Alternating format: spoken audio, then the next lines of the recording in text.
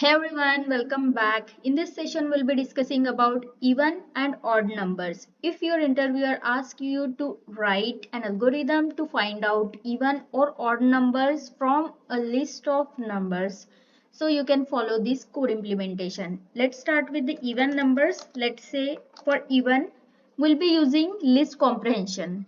For list comprehension, you have to use square brackets. Let me just walk you through the syntax first. For syntax, you have result initially, then you have loop, then you have to give condition. Condition is optional, so if you don't pass the condition, still this list comprehension works. So for result, let's suppose we have x, then for x in range, let's say we have to find out even numbers in the range of 1 till 20. 20 is exclusive basically, so you won't get 20. If you want 20, you can pass 21 like this.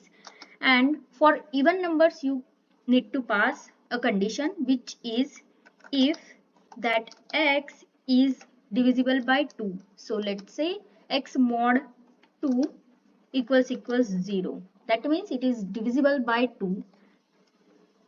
So let's print even. Okay. Let me just run this. You can see 2, 4, 6, 8, 10, 12, 14, 16, 18, 20. You can see all the even numbers here. And let's start with odd numbers. It is the same thing that you have to do for odd as well. I'll just simply copy this one and I will show you what is the difference here. The only thing you have to change is not equal to. So this won't be divisible by 2. And let's print odd.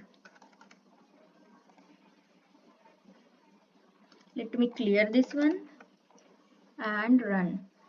See, 1, 3, 5, 7, 9, 11, 13, 15, 17 and 19. And that's a wrap for today's session. Don't forget to subscribe for more insights like this.